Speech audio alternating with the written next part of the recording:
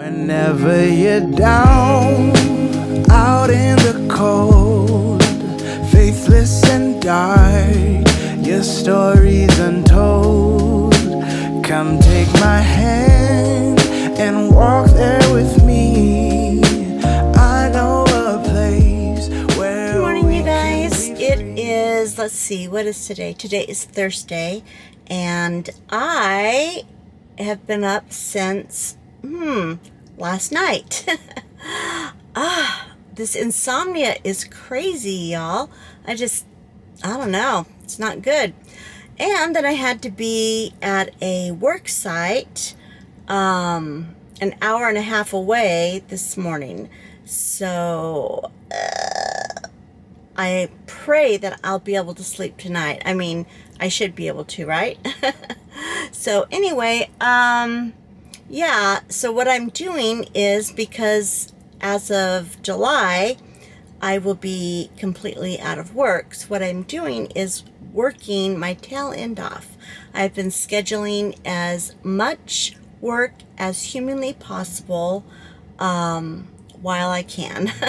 So then,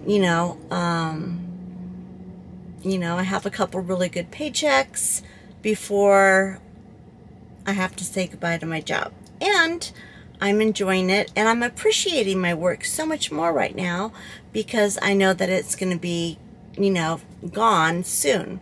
So anyway, that is the way things are going. I am up and down emotionally.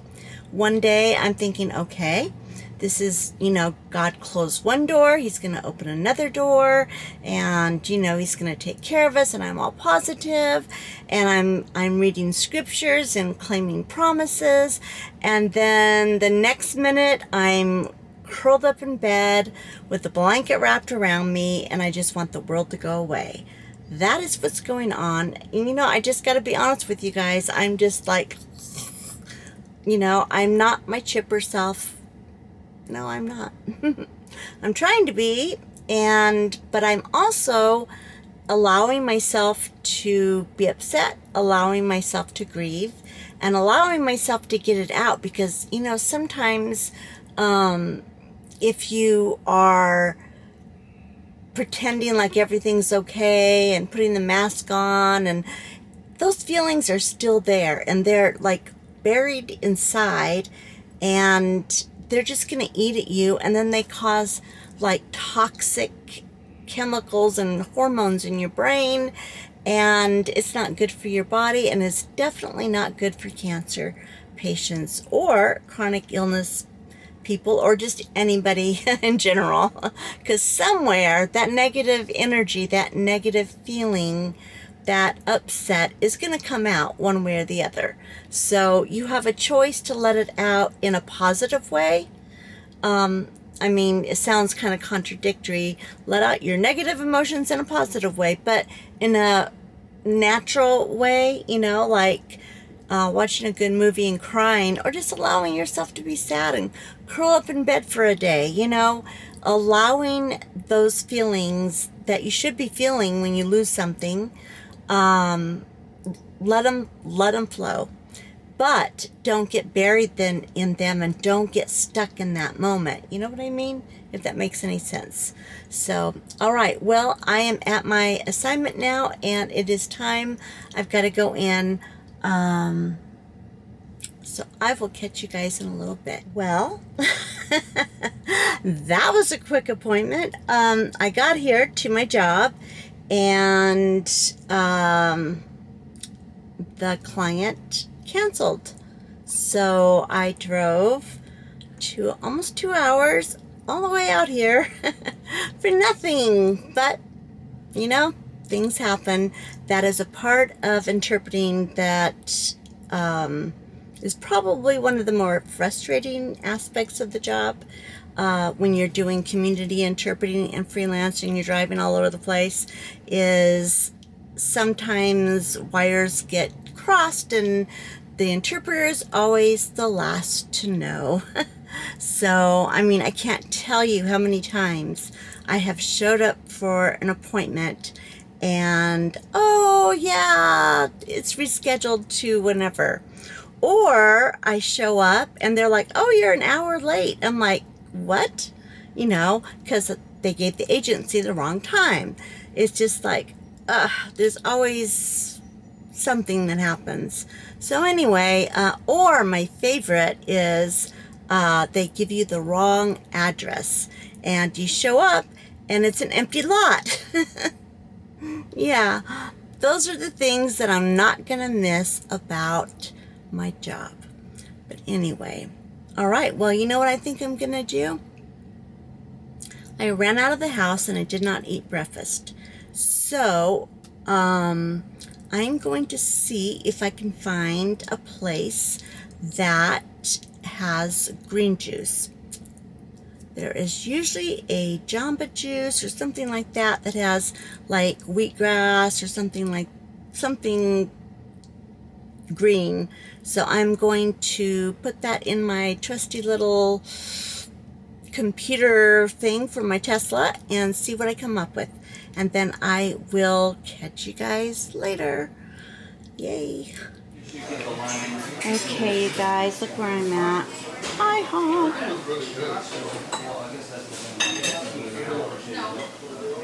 Okay, so a little bit of change of plans here. Instead of me getting a green juice, I passed an IHOP and instantly, I haven't been to IHOP in so many years. I decided that I would come here and have a breakfast burrito bowl. They have plant-based sausages.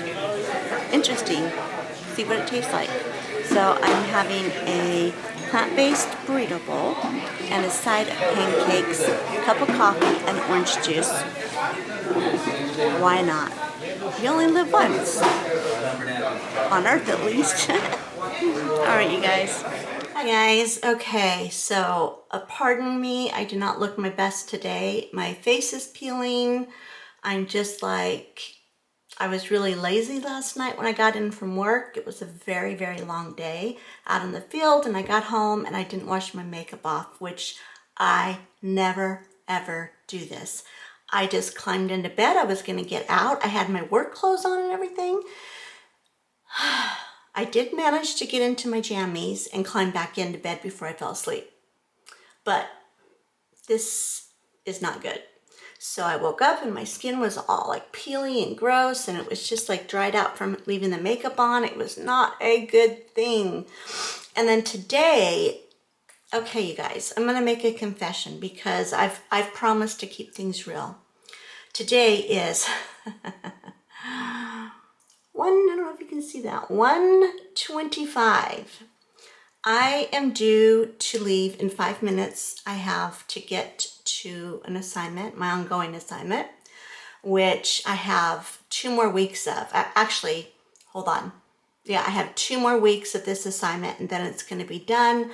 And then after that, I go to working graveyard until the mid-July when my job expires. So things are changing right now, but I can't like not work. I need the money. I need to keep going because it's going to end soon. But I promised you guys the real deal. I did not get out of bed until 1 o'clock today. I got up, I took Bentley out, I had coffee on the porch. I did do that. I watered my plants, my little garden plants. I gotta show you those. My daughter-in-law bought them for me for Mother's Day, and my son, he paid for them. He didn't pick them out. Let's just be real. So anyway, the kids and Mama picked them out for me, and it's like a stackable garden, so it's easy for me to get to. I don't have to get on my knees because that really hurts. Anyway, I watered those, and then I climbed back in bed, and I just put the blanket over my head, and I fell back asleep. At about 12, I woke up, and I got some water, some sparkling water, and I thought, you know what, I gotta go to work. I better get in the shower because I didn't wash my face last night. So I didn't even wash my hair. I just put it back in a bun. You know, I got my work clothes back on and put a little bit of this and that on. I put lip gloss on my lips. I didn't even put lipstick on. That's how depressed I am today. It's an up and down thing. It's like I'm working, I'm in the moment, I'm forgetting about everything, or I'm at church worshiping and I'm feeling like, okay, God's got me, it's okay. But then when I'm home alone and the house is empty and I start thinking about my career ending, and then looking for a job and getting cancer, it's like I'm so limited with what I can physically handle that I get so depressed about it and I climb back in bed. So that is what is really going on with Jody right now. I've got 5 minutes to get my water filled up and get into the car, so I will catch you guys later. Hi guys, hold on, let me get this off so I can see the camera. So I'm coming to you from my car because yeah, I'm a hot mess. So I had put the brake on so I don't go driving into the trash cans here. I went to work, barely made it on time because, like I said, I have been very, very depressed, just kind of thrown off and going through a grieving process, and trying to find out what I am, who I am without that title interpreter attached to me, It's just very different. I don't know how to say it, but I think by labeling it grieving and acknowledging that it's a loss, it's a change, and that it's helping me kind of know how to process, if that makes any sense to anybody but me. Yeah, it's like, okay, so what happens when you lose someone or something that is precious to you? Which I hate to say, but my job was precious to me. It wasn't just a way of earning money. When I went back to work interpreting part-time, only because, not because I needed the money, but because I missed it. It was a part of me. I enjoy it. I missed it. People are like, well, why aren't you on disability? It's like, well, because I love my job. It's not like, it just is that way. I find worth. I find purpose in it. I enjoy it. It's constantly changing. It's taking me all over the world, learning different languages, and it is just an incredible job, and I like it. It's a career. So what happens when that just, boom, it's done? And I started thinking about when I've had a lot of people die in my life. So my family, like normal things like your grandma, your grandpa. But I've had 2 losses, actually, yeah, 3 losses that were very unexpected. And the first loss was my cousin. We were like 5 years apart. And, sorry, there's somebody walking by my house looking at me like, what is she doing talking to herself? But, yeah, well, anyway, each to his own, right? So, the first loss was my cousin. He was 5 years older than me. He was like 22, 23. And, I was moving in with him when I went to college. So, that was the plan. I had moved my stuff over. I was 17 at the time. I graduated high school early, at a younger age than most, I guess. So anyway, needless to say, we were very close. Well, on a weekend that I was not there, my sister was visiting with his daughter. He had a little girl, 3 years old at the time. He died in his sleep suddenly. No warning, nothing. His daughter went into the bedroom and was saying, "Daddy won't get up, he's cold." And it was, my sister was there, my aunt was there, his mother and dad were there, and it shook the core of our family like you wouldn't believe. And it was my first real loss in life. And it was devastating because it was just like that. No warning, no sickness, nothing, just boom. And at such a young age. So the grieving process for that, for all of the family, it was hard. There was a lot of processing that had to happen, and acceptance that had to happen to even get to the just the realization it was real. It's like everybody was frozen in time.